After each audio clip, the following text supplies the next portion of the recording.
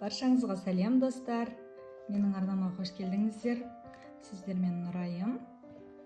Бүгінгі видеомызда разрыхитель қоспай, яғни қопсытқыш қоспай жасалатын көлемді әдемі панкейктердің рецептімен бөлісетін боламын.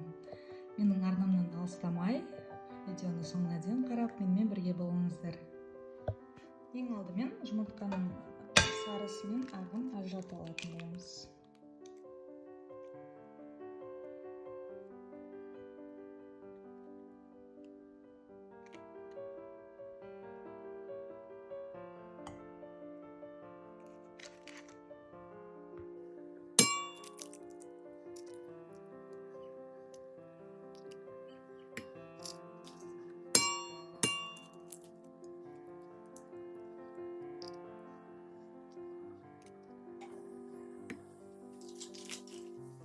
Жұмыртқамыздың ақ уысына кішкене шымшым тұз қосамыз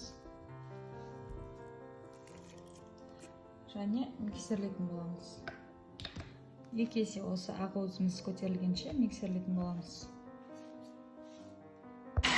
Аз жылдамдықтан сәл көбейтіп отырып істейміз.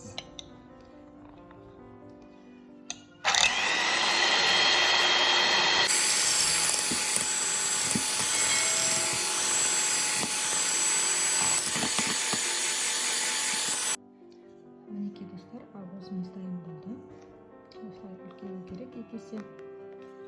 Енді осы мінекей немізбенен миксерді ауыстырмай-ақ, осы сары уызында шамалы миксерлеп аламыз. Шекер қосамыз 30 грамм.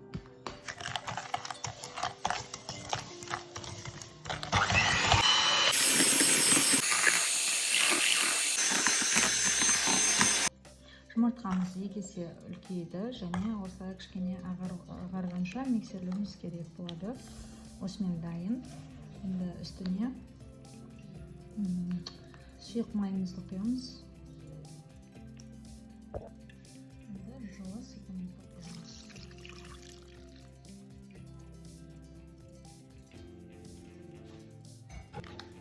Жақсылап бір миксерлеп аламыз.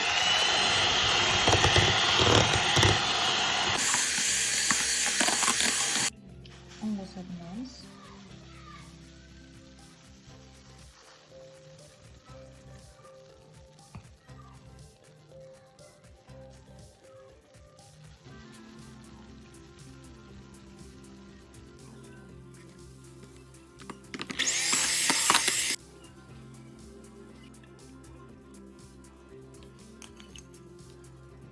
Массамыз дайын болуға жақындады. Енді ақ уызымызды үстіне қосамыз.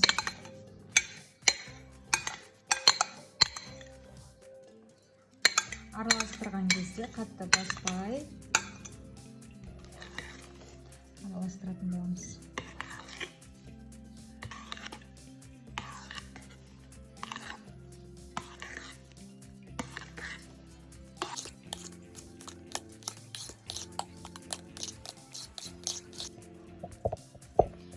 Достар, осымен массамыз дайын болды. Енді панкейктерді пісіруге кірісетін боламыз. Табамызды алдымен жақсылап қыздырып аламыз. Орташа отта пісіретін боламыз.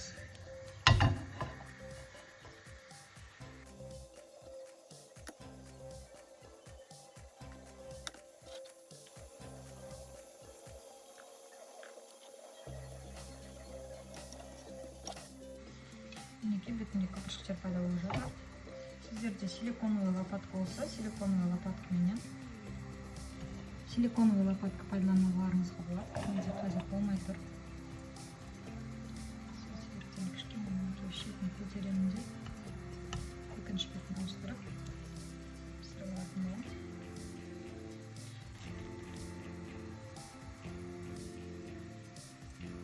Екінші жағы да қызарды қызарғанымызды пісіре аламыз.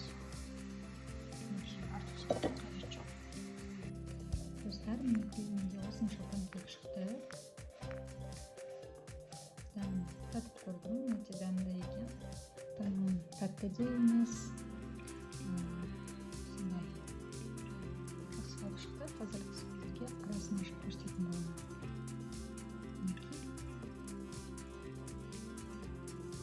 Күшті болып көтеріліп піскен. Жасап көріңіздер менің рецептіммен. Дәмі де тым тәтті де емес, жақсы өте.